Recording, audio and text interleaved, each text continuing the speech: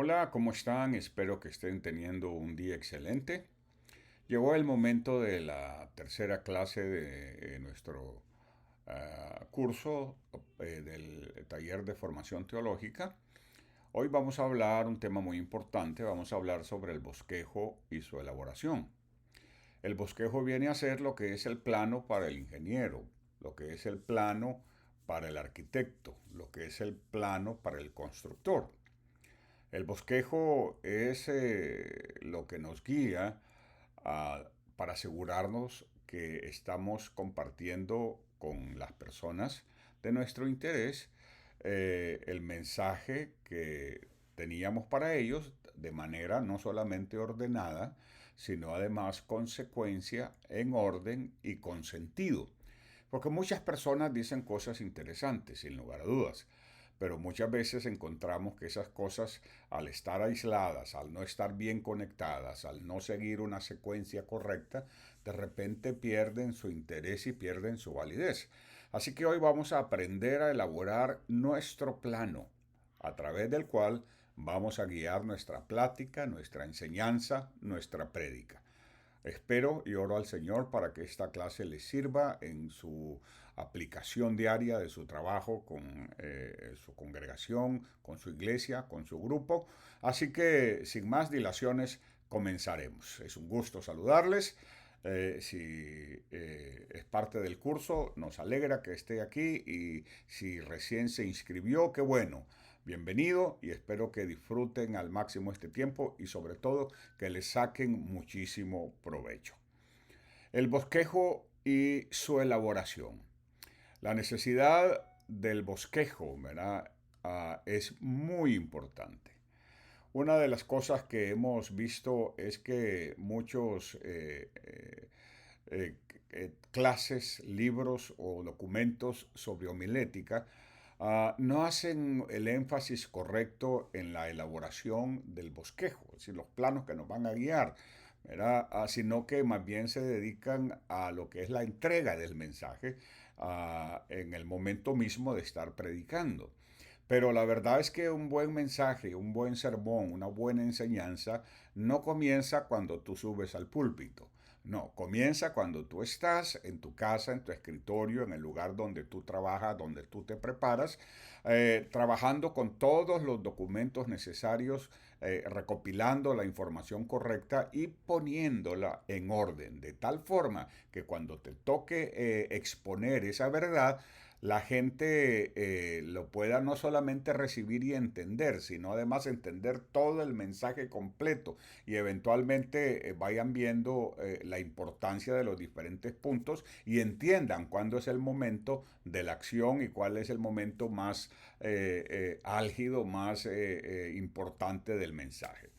Decía que entre la introducción y la conclusión del sermón hace falta que haya un esqueleto.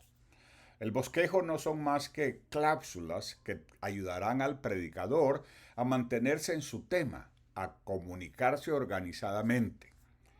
Vale decir aquí que no basta con tener un sermón o una serie de buenos pensamientos por más bíblicos que sean. No, ¿verdad? Deben estar intercalados de manera correcta, deben estar ordenados de manera correcta. Y eso solamente se logra cuando nos valemos, mejor dicho, de un bosquejo, de un esquema para organizarlos, ¿verdad? Cuando estos pensamientos se organizan conforme al pasaje bíblico o al tema que estás tratando, nace lo que se conoce como el bosquejo. Y esa va a ser nuestra faena el día de hoy, el bosquejo y su elaboración.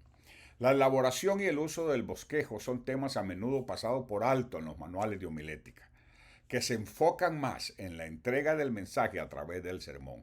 Sin embargo, el bosquejo es una herramienta fundamental y comunicar efectivamente las ideas de un sermón, en comunicar, mejor dicho, las ideas de un sermón. Así que prestemos muchísima atención y aprendamos entonces, las cosas más importantes para poder elaborar su bosquejo, su esquema, su plano, su croquis, como usted quiera llamarlo, aquello que lo guíe en el final desarrollo de su enseñanza hasta que sus oyentes entiendan exactamente qué es lo que usted está queriendo decir.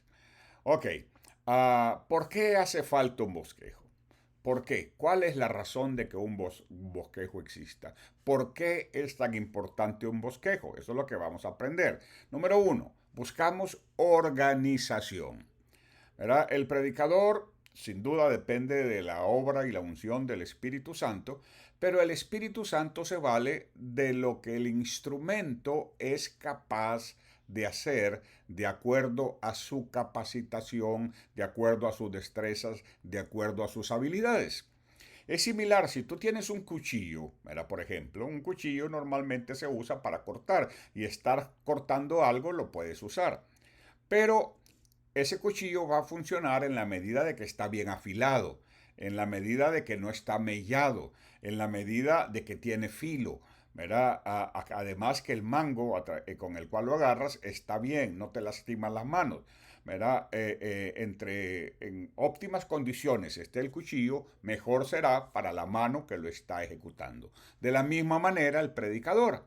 El predicador es el instrumento a través del cual el Espíritu Santo se comunica con su pueblo. Si ese instrumento, ¿verdad?, está mellado, si ese instrumento no tiene filo, si ese instrumento, el mango te lastima la mano, ¿verdad?, obviamente no va a ser lo mismo que si fuera un instrumento capacitado adecuadamente. Así que entonces hablemos de la necesidad del bosquejo. Y decía que organización es la primera cosa. El bosquejo ayuda al predicador a qué, a comunicar el sermón de manera organizada y además secuencial, siguiendo un orden lógico. No podemos pasar de Génesis a Apocalipsis y volver después a los Salmos y al cantar de los cantares por decir algo. Eso sería como decimos allá en nuestro país, verá una comida, un revoltijo de comida que no es agradable a la vista y que al final nadie entiende qué es lo que hay en ese plato. No, esa no es la manera.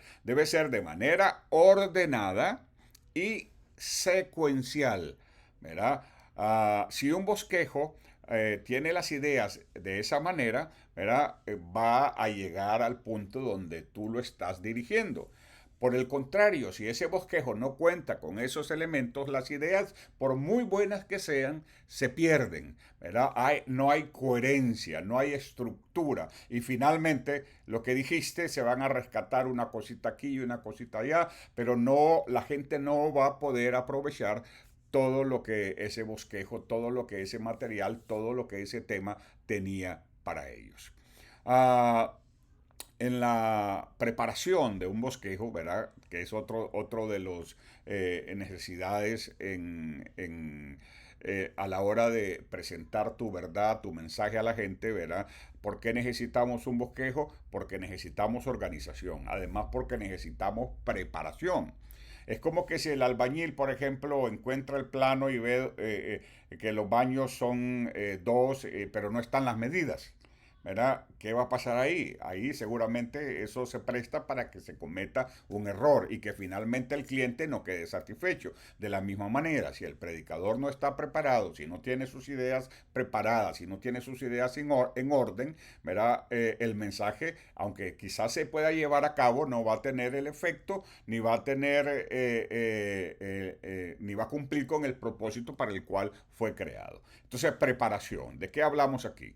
Hablamos que de la elaboración del bosquejo requiere una gran disciplina y además requiere de dedicación.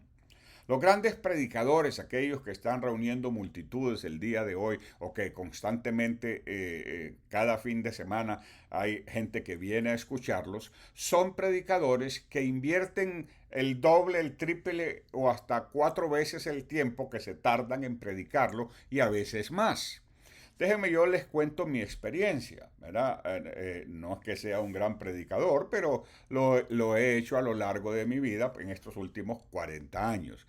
Cuando yo sé que a mí me toca predicar, ¿verdad? El lunes de esa semana, ¿verdad? El lunes antes de esa semana, o sea, antes de llegar al domingo, el lunes, yo empiezo a tratar de definir el tema del cual voy a hablar.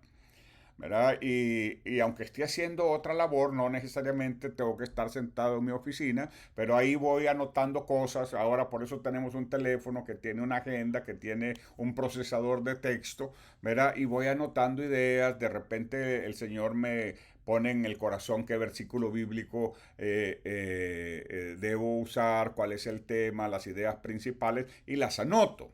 ¿Verdad? Eso es entre lunes y martes. Miércoles me siento, ¿verdad?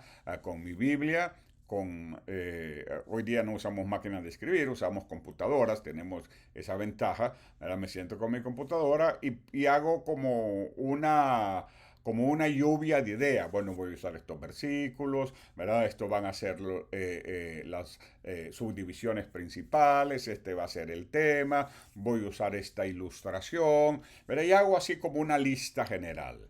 Jueves trato de poner orden a esas ideas. Trato de organizar qué cosa va arriba, qué cosa va primero, qué cosa va en la introducción, el orden de los puntos de acuerdo a la importancia, cómo puedo ir cerrando, ¿verdad? Y le doy un poquito más de sentido. Pero luego el viernes lo vuelvo a revisar y hago cambios y hago ajustes, ¿verdad? Ahí ya van por lo menos 3, 4 horas de trabajo en ese sentido. Y el sábado, ¿verdad? El sábado lo que hago es, me siento para sacar el bosquejo final. Ya a lo largo de la semana he venido trabajando, he venido poniendo en orden, he venido descartando cosas, he venido moviendo piezas de un lugar a otro, he agregado versículos bíblicos y entonces el viernes finalmente hago lo que es el plano final. Así que a mí personalmente, ¿verdad? Un bosquejo me puede tomar entre 4 y 5 días de 1 o 2 horas cada día, imagínese usted. En tercer lugar, ¿verdad? La idea o la necesidad de un bosquejo es porque necesitamos claridad. Un bosquejo bien estructurado evita que el predicador se pierda en su propio sermón, lo que puede aburrir a la audiencia. Ayuda a mantener un hilo conductor claro y coherente. ¿Verdad? Entonces, estas son las tres necesidades por las cuales nosotros necesitamos un bosquejo. Necesitamos organización de nuestras ideas, de nuestros pensamientos, ¿verdad? Necesitamos preparación, tener una idea más clara de cómo vamos a ir compartiendo esa verdad o ese tema que estamos sintiendo en el corazón. Y finalmente debemos asegurarnos que sirve para asegurarnos que tenemos claridad. Que tanto el que es profesional como el que es simplemente un obrero, como el que es un estudiante, pueda entender qué es lo que yo estoy diciendo, sin temor de perdernos en nuestro propio mensaje. ¿Sabe cuáles son las personas que se pierden en su propio mensaje? Son aquellas que de repente están hablando, por ejemplo, de la segunda venida de Cristo, pero en su sermón, ¿verdad? Menciona algo, por ejemplo, sobre la Nueva Jerusalén, ¿verdad? Y de repente empieza a irse por la Nueva Jerusalén y el tema principal, ¿verdad? El que parecía que era el tema principal, de repente se pierde porque no siguió el orden que debía seguir o no tenía simple y sencillamente un plano, ¿verdad? Un croquis que le sirviera para llegar a destino. Un bosquejo es el mapa que nos ayuda a llegar a nuestro destino. Hoy día tenemos los GPS que funcionan a través del satélite y nos pueden llevar del punto A al punto B fácilmente, pero antes había que usar mapas, teníamos que usar mapas. ¿Verdad? El GPS vendría a ser lo que es la tablet hoy día, ¿no? Que lo podemos tener, lo podemos ir moviendo y lo podemos cambiar, pero hace falta, es sumamente necesario, si no vamos a terminar perdidos, ¿verdad? Y no vamos a llegar a destino. Hablemos ahora por un momentito de los diferentes tipos de predicadores. ¿Qué tipo de predicadores tenemos nosotros? La falta de organización en las predicaciones se debe precisamente al descuido de los predicadores en no querer bosquejar sus pensamientos que el Espíritu Santo les da. Señores, el Espíritu Santo nos quiere usar, pero no quiere anular nuestra personalidad, no quiere anular nuestra participación. Si el Espíritu Santo nos da un tema para compartir con la iglesia, ¿verdad? No podemos, sería irresponsable guardar las ideas en la mente solamente y no tomarnos el tiempo, aunque sea en un pedacito de papel, aunque sea en una servilleta, ¿verdad? Aunque sea en la contraportada de una revista, escribir tus ideas principales en orden. Hoy día nos encontramos con varias clases de predicadores y vamos a empezar a hablar de ellos. ¿Verdad? Número uno, el predicador perdido en el espacio, le digo yo, porque ni él ni nadie sabe a dónde quiere llegar. Estos predicadores no tienen una estructura clara en su sermón. Saltan de un punto a otro sin coherencia. Van de la segunda venida de Cristo a hablar sobre la salvación y después terminan hablando del pecado y de ahí saltan a Moisés y después faltan a David y la gente en todo ese proceso, en todo ese cambio, ¿verdad? Se queda perdida. Entonces saltando de un punto a otro sin coherencia. La falta de un bosquejo los hace perder el rumbo, ¿verdad? Y no solamente ellos se pierden, también se pierde la gente, ¿verdad? Ese es el tipo de predicador perdido. Son aquellos que anuncian el tema, ¿verdad? Anuncian la idea principal del sermón, pero terminan en un estado de no saber dónde están. Ellos mismos no saben que han predicado muchas veces. Su predicación, en vez de ser 3 o 4 puntos coherentes, son 20 puntos que no tienen coherencia y que al final la gente se queda preguntándose, bueno, ¿y qué es lo que dijo? ¿Verdad? Queda viendo a la esposa y le dice, y al final, ¿qué fue lo que dijo? Mira, al final, ¿qué es lo que quería decir? Pero ese es solamente un tipo. También tenemos el predicador alabanza. ¿Cuál es este? En lugar de predicar sobre el texto bíblico, estos predicadores se enfocan en repetir frases de alabanza, llenando el tiempo sin un mensaje claro. En la predicación, lo más que hace este tipo de predicadores es decir gloria a Dios o amén, aleluya, y quien vive, ¿verdad? Y a su derecha, ¿verdad? Y otra serie de frases repetitivas que no son malas en sí mismas, pero que ocupan un tiempo y un espacio valioso, perdón, que el predicador podría usar para darle sentido a lo que está diciendo. Lo menos que hace es predicar el texto y el tema que ha dicho. Se dedica más a decir expresiones de ese tipo que no tienen nada de malo. Se pueden usar cuando sabemos usarlas, pero no se pueden usar para cubrir nuestra falta de orden en nuestro mensaje. Para no emplear bosquejos, estos tipos de predicadores, el predicador alabanza, recurre a las alabanzas. ¿Para qué? Para rellenar el sermón. La razón es que nunca se preparó para predicar y como tiene que aparentar que es espiritual, entonces ni modo, le toca, ¿verdad?, agarrar estas expresiones habituales dentro del mundo de la iglesia, solo que para de alguna manera reemplazar las cosas que tenía que decir. Después tenemos el predicador experiencia. ¿De qué estamos hablando aquí? El predicador experiencia, el contenido de sus sermones son sus propias experiencias. Y aunque puede ser que lea un versículo al final, vuelve y retoma sus propias experiencias. No menoscabamos el valor de las experiencias del predicador y en el momento correcto y en la dosis adecuada pueden tener un efecto positivo en la gente. Sin embargo, pero Dios no nos ha llamado a predicar nuestras experiencias, ¿verdad? Dios nos ha llamado a predicar su palabra de manera ordenada, de manera coherente y de manera sincronizada, ¿verdad?, al tema del cual está tratando. Estos predicadores basan sus sermones en sus propias dice lo que tenemos en pantalla. En lugar de exponer, y aplicar la palabra de Dios. Es importante que aprendamos a aplicar la palabra de Dios. Luego hay otros tipos de predicadores que no me cupieron todos en la pantalla. El predicador visionario. Son aquellos que aunque citan un pasaje bíblico, empiezan a hablar de sueños, empiezan a hablar de cosas, de deseos, ¿verdad? De si esto fuera así o si aquello fuera de otra manera, ¿verdad? Y se pierden. Al final lo único que están demostrando es que no se prepararon para su sermón, ¿verdad? Que no hay un orden lógico el cual están siguiendo para alcanzar la meta. Ahora vamos a hablar de los beneficios del bosquejo un poquito más ampliamente. ¿Ok? Beneficios del bosquejo un poquito más ampliamente. ¿Cuáles son? Número uno, organización. ¿Verdad? El bosquejo nos da organización a nuestras ideas, a nuestros pensamientos. El bosquejo ayuda al predicador a comunicar el sermón de manera estructurada y de manera coherente. ¿Verdad?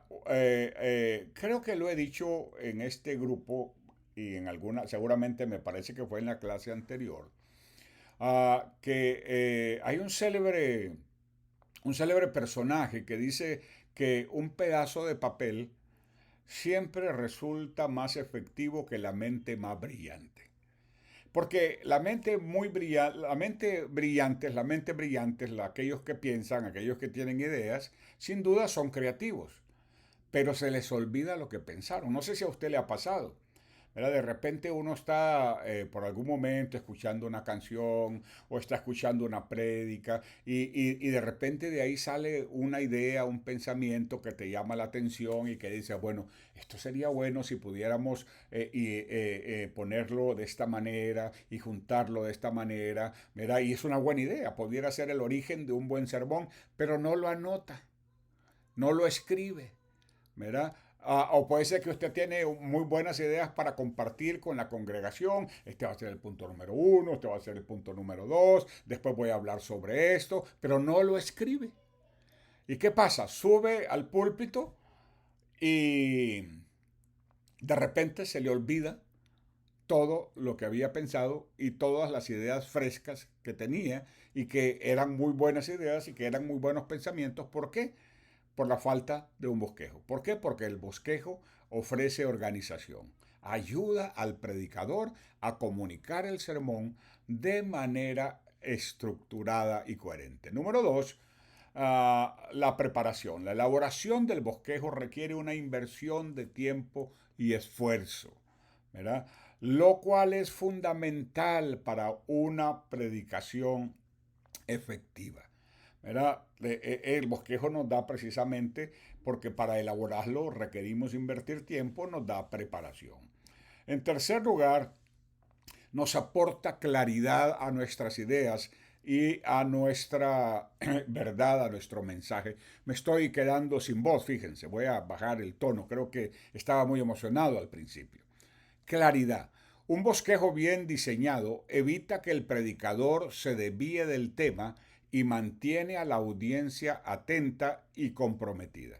También sucede, refiriéndome a la voz, que estuve dando clases esta mañana, ¿verdad? Y compartí prácticamente casi 3 horas de enseñanza a través de la Biblioteca Pública de Dallas y por eso también me quedé, creo que eso vino y al final me afectó un poquito la garganta. Pero aquí estamos.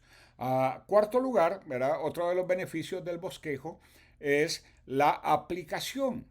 El bosquejo facilita la aplicación práctica del mensaje bíblico a la vida de los oyentes. ¿Verdad? ¿Por qué? Porque le permite, cuando usted tiene puntos claves, por ejemplo, cuando tiene versículos, no tiene una retajila de versículos, sino que tiene los versículos correctos, apropiados, sin abusar de la cantidad, sin abusar de la gente puede escribir también todo lo que usted está diciendo. Bueno, este es el tema, ¿verdad? Y puede, la primera división, ¿verdad? Estuvo muy buena y habla sobre esto. Permite o facilita la aplicación. Además, cuando usted está predicando, en algún momento debe saber que es tiempo ya de aplicar, ya no solamente de seguir compartiendo información, sino tratar de aplicar esa información al corazón de la gente, ¿verdad? Y eventualmente llevarlos a un tiempo de oración, a un tiempo de búsqueda y a un tiempo donde aplican lo que usted ha compartido, ¿verdad? Con ellos, lo aplican a la vida de la gente. Ahora, Vamos a hablar sobre la estructura del bosquejo.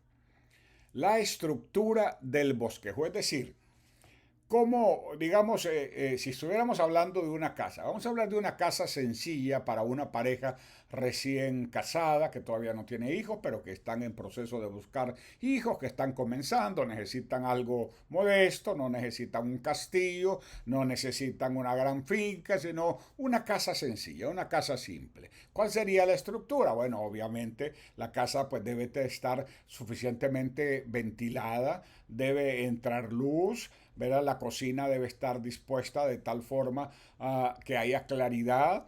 Además, el baño debe ser accesible. Si solamente va a ser un baño, debe estar accesible no solamente para cuando solamente están los dueños de la casa, sino cuando tienen visitas, que no tengan que entrar a la habitación para usar el baño. Entonces usted va estructurando, ¿no? Quiero esto, quiero un baño, quiero una cocina de tantos metros, que sea cómoda, que tenga una ventana enfrente donde lava los platos, ¿verdad? Para que ya sea usted o su señora o su esposo, cuando esté lavando los platos, no sé quién lava los platos, ¿verdad? A lo mejor se turnan, eso sería lo mejor, pueda tener luz suficiente y pueda ver lo que está pasando afuera, ¿verdad? Pueda ver las montañas, los bosques y así se le olvida que está lavando platos y puede ser, no, no es cierto, esa parte la estoy exagerando. Entonces, la estructura es como el croquis, ¿verdad? Que nos da la manera en que vamos a componer nuestro bosquejo. Así que empezamos. Número uno, divisiones principales. Pero antes de las divisiones principales, hay dos cosas que mencionamos en la primera clase. Verá, el título del bosquejo o el tema del bosquejo. ¿Verdad? El tema y título no son cosas necesariamente iguales. El tema puede ser, por ejemplo, la sangre de Cristo, ¿verdad? Y sus efectos en la vida de los creyentes. El título no necesariamente tiene que ser igual, pudiera ser el poder de la sangre, digamos el título, mientras que el tema es lo que antes mencioné, ¿verdad? La aplicación o el poder de la sangre de Cristo aplicada en la vida del creyente, ese sería el tema, que es una cosa, ese es el tema principal, y el título pudiera ser el poder de la sangre, ¿verdad? Es como suena sugestivo, ¿no? Después de eso debe tener una introducción. Una de las cosas que aprendimos en esa primera clase es que la introducción debe despertar el interés de los oyentes. Más adelante vamos a hablar. Y luego entonces viene la primera parte, propiamente hablando del cuerpo del sermón. Debe tener divisiones principales. ¿Qué significa eso? Esos son los puntos. Después de el tema, el título y la introducción, vienen las divisiones principales. Las divisiones principales del bosquejo se enumeran normalmente en números romanos. No es pecado si usted lo hace al revés y usa números sencillos y números romanos después para lo otro, pero esto es lo que se acostumbra. No vamos a pelearnos por esto, ¿ok? Pero esto es lo que se acostumbra, ¿verdad? Las divisiones principales del bosquejo se enumeran con números romanos para que no se vaya, como dicen allá en nuestro país, no se vaya a enchibolar, no se vaya a confundir. Entonces, tratemos de seguir un orden. Entonces, por ejemplo, la división principal número 1, la división principal número 2, número 3, puede tener 4. Yo no recomendaría que fueran más que eso, ¿verdad? Aunque a veces hay temas que se prestan para mayores divisiones principales. Pero entonces lo primero es las divisiones principales. Bueno, no, lo primero es el título del bosquejo. Número 2, la introducción, una idea de la introducción, debe escribirla. ¿Verdad? Voy a usar el ejemplo de fulanito o voy a usar, ¿verdad? A veces los versos de un poema, o voy a hablar sobre los acontecimientos recién pasados, ¿verdad? Y ahí pone, eso es la introducción. Entonces después vienen las divisiones principales, la número 1, la número 2, la número 3, la número 4, ¿verdad? Y se presentan como los puntos claves del sermón. En segundo lugar tenemos las subdivisiones.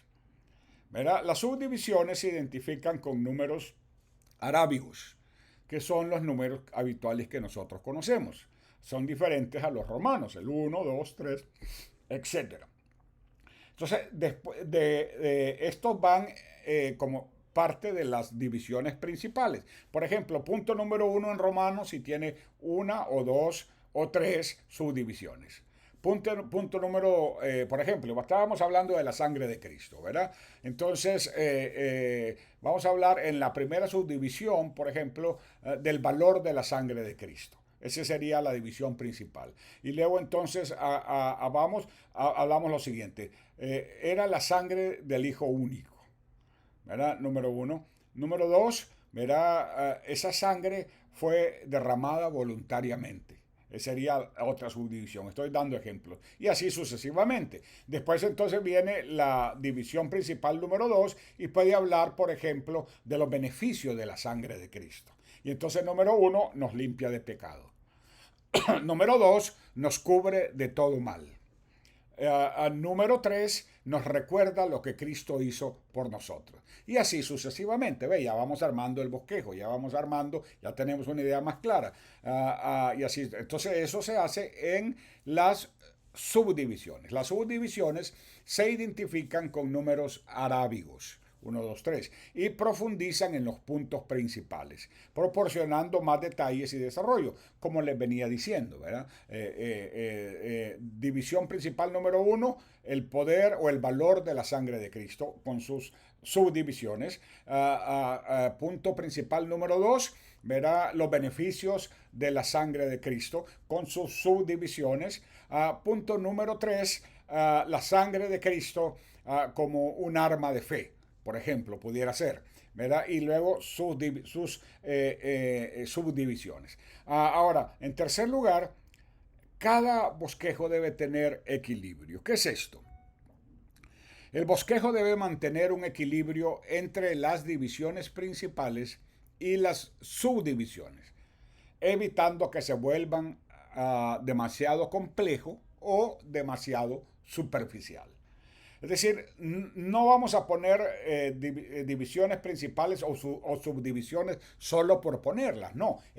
Lo que nos dicta eso, ¿verdad? Esa estructura, es la verdad que estamos compartiendo, ¿verdad? Y cuáles serían los puntos principales y los puntos secundarios, también podemos llamarlo de esa manera, de esa verdad que estamos compartiendo. No debe ser demasiado complejo, pero tampoco debe ser demasiado superficial. Espero que estén logrando escucharme. Por alguna razón se está cerrando mi garganta y no es gripe, es más bien cansancio de la voz. Pero vamos a continuar. Entonces, elaboración del bosquejo. Pasos para la elaboración del bosquejo. Número 1. Análisis del texto. El primer paso es analizar cuidadosamente el pasaje bíblico o el tema a tratar. Bueno, voy a hablar de Juan 3:16. ¿Qué se hace en ese caso?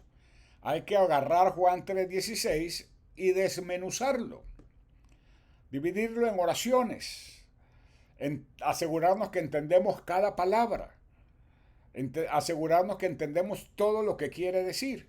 Lo agarramos y hacemos como una disección de ese versículo, así como en la escuela antes, ¿se acuerdan que abríamos un sapo, ¿verdad? En la clase de ciencias, no me acuerdo, en primer grado, no sé si todavía se hace eso, ahora a lo mejor me acusarían de odio contra los sapos, no sé.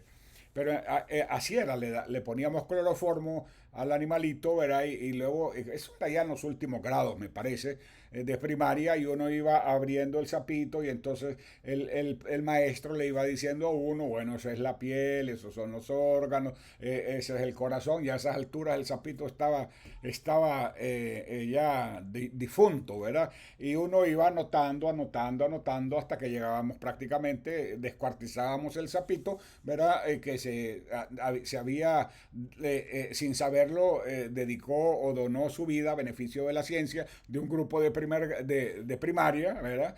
Y así aprendíamos, ¿verdad? Era muy interesante. Lo mismo con el frijolito. ¿Quién no sembró un frijolito, ¿verdad? En un botecito con un poquito de alcohol, iba anotando, ¿verdad? Bueno, y uno desesperado, ¿verdad? Porque al principio no pasaba nada, ¿no? Y iba a verlo todos los días, ¿verdad? Y le daba ganas de sacarle a uno y como pelarle la casca, no, pero no se hacía nada de eso. Había que tener paciencia, ¿verdad? Y entonces entonces anotar los cambios, ya se le ve como un hilito que le está saliendo de la parte de atrás, no voy a decir como decimos en Honduras, ¿verdad? De la parte de atrás del frijolito. Que una semana, bueno, ya tiene 3, 4 hilitos, parece como una barbita de esas que algunos usan hoy día, ¿no? Y luego, está echando también algo verde por la parte de arriba, por la cabecita del frijolito, y ya tiene eso, básicamente eso mismo debemos hacer con el texto. Agarrar el texto, pedir en oración que Dios nos ilumine. Si hay palabras que no entendemos, ¿qué vamos a hacer, señores? Vamos a usar el mataburro. ¿Saben cuál es el mataburro? No estoy ofendiéndolos. Así le decíamos antes al diccionario. Hay personas que usan palabras que no saben su significado y como no saben su significado, las aplican mal. Si hay palabras que unigénito, por ejemplo, no es una palabra muy común, ¿verdad? Hablando de Juan 3:16. Si no entiendes qué significa unigénito, ve a buscar. A veces también es interesante conocer, por ejemplo, el origen de las palabras. ¿Cuál es el origen de las palabras? ¿Verdad? Por ejemplo, la palabra sinceramente, que se refiere a una persona que está diciendo la verdad, esa palabra se formó como consecuencia de los fabricantes de velas que las hacían con sebo o grasa animal, eran las que más duraban, pero algunos, ¿verdad? Para que les salieran más rápido y más baratas, les agregaban cera. Le agregaban cera a la grasa animal, ¿verdad? Y entonces cuando las personas iban a buscar sus velas, que era la manera de alumbrarse en esa época, ¿verdad? Pedían sin cera. ¿Verdad? Que querían velas sin cera, que fueran solamente de grasa animal. Y de ahí salió, ese es el origen, ¿verdad? Etimológico de la palabra sinceramente. A veces conocer esos detalles de una palabra nos ayuda en nuestro análisis del texto. Porque el análisis debe ser completo, así como los doctores, ¿verdad? Que llega alguien con algún problema, no es que solo hoy día está de moda la telemedicina y tendrá sin duda su valor y tendrá su aplicación. Sin embargo, no hay como que el doctor lo vea a uno, ¿verdad? Y que además de eso le platique, ¿no? A los latinos nos gusta que el doctor nos platique, que no solamente llegue por 2 o 3 minutos, ¿verdad? Y deje una receta y ni le vimos el color de los ojos, ¿verdad? No, a nosotros nos gusta que nos cuente todo, que hasta nos cuente historia y de repente hasta le preguntamos por la familia, ¿no? Así somos los latinos. Pues de la misma manera, el primer paso para la elaboración del bosquejo es analizar el texto. El primer paso es analizar cuidadosamente el pasaje bíblico o el tema. Bueno, no vamos a hablar de Juan 3:16, vamos a hablar, por ejemplo, de la fe. ¿Verdad? Y entonces lo que hacemos es buscamos, bueno, antes había que usar las concordancias, ¿se acuerdan? ¿Verdad? Y buscábamos todos los versículos bíblicos que hablaban de fe y los leíamos, ¿verdad? Y después cuando teníamos los versículos bíblicos que queríamos usar, hay que hacer el análisis de esos versículos, había que hacer el estudio palabra por palabra de esos versículos para finalmente irle dando sentido. Entonces, de esa manera podemos identificar las ideas principales y las posibles subdivisiones. Muchas veces a mí me ha tocado recopilar una serie de versículos sobre un tema y voy eliminando y voy poniendo en orden, ¿verdad? Ese es el comienzo, analizar el texto. Ok, espero haberme expresado claramente y espero no estar abusando de su tiempo. Número 2, organizar las ideas. Una vez que ya desmenuzaste el texto, que ya lo tienes desarmado, así como el pobre sapito que finalmente teníamos que desecharlo, ya lo tienes totalmente estudiado, cada palabra, ¿verdad? Cada idea, cada oración del texto, lo tiene ya claramente su significado, entonces hay que organizar las ideas. Luego se debe organizar las ideas de manera que lógica. ¿Qué significa de manera lógica? La lógica es la manera normal en que los humanos pensamos. Por ejemplo, es lógico que dos personas que se casan estén enamoradas. Lo lógico es que estén enamoradas. Aunque habrá que quien se case por otras razones, pero lo lógico es que se casen de manera enamorada. Es lógico que se quiera a los hijos. Lo lógico es lo común, ¿verdad? Que ayuda, que todos entendemos, que todos manejamos. Entonces, cuando ya tenemos todas las ideas con las que vamos a trabajar hay que organizarlas de manera lógica, de manera secuencial, estableciendo una estructura clara que guía al predicador y a la audiencia de tal manera que de esa forma saben que van a llegar a destino. Finalmente, no finalmente, de este tema de la elaboración del bosquejo es el refinamiento. ¿De qué se trata esto? De los últimos toques. Es como ¿cómo se llama? El pintor, ¿no? Que primero hace un boceto, 4 rayas, ¿verdad? Como una caricatura. Después, poco a poco, va rellenando, va pintando color, ¿verdad? Va definiendo los rasgos, si es una persona la que está pintando o si es un paisaje, etcétera, sea lo que sea. Y finalmente, ¿verdad? Antes de dar por terminado el cuadro, cuando ya parece estar terminado, hay que refinar. Ahí se coge el pincel delgadito y se marcan las rayitas o se atenúan algunas cosas o se usa color muy levemente, ¿verdad? Para refinarlo. Es como cuando usted pinta el cuarto de su casa, ¿no? A lo mejor dice, ya terminé, vieja, le dice, y va la señora y ve que pintó las molduras, ¿verdad? Y que las esquinas no están claramente definidas, y usted sabe cómo son las señoras, ¿verdad? Sí saben cómo son las señoras, yo sé cómo es la mía y seguramente muchas, ellas son muy detallistas. Ellas se fijan en cosas que nosotros los hombres no nos fijamos. Entonces ese ojo, ¿verdad? Es importante porque hay que retocar aquí, hay que retocar allá, ¿verdad? Hay que quitar la pintura que se traspasó a las molduras de la puerta, ¿verdad? O a la moldura del piso, hasta que finalmente ella queda contenta.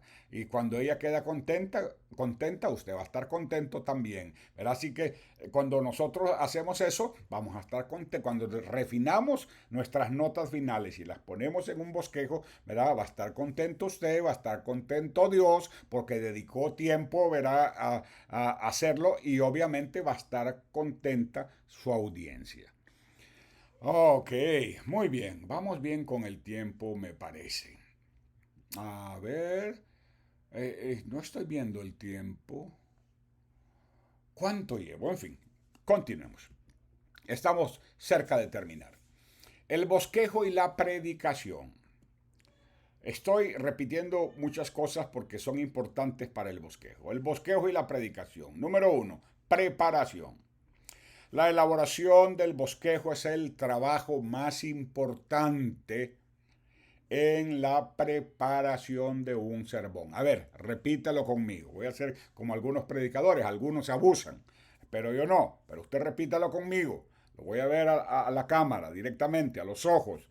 La elaboración del bosquejo es el trabajo más importante en la preparación de un sermón. ¿Verdad? Antes de agarrar el micrófono, antes de subir al púlpito, antes de querer impresionar a sus oyentes, debe impresionarse a usted mismo, ¿verdad? Y debe dedicarle tiempo a la preparación del bosquejo porque es la parte más importante en la preparación. A ver, resulta que hoy día parece que hay planos de casas que son más caras que las casas mismas. No sé si a usted le ha pasado eso, ¿verdad?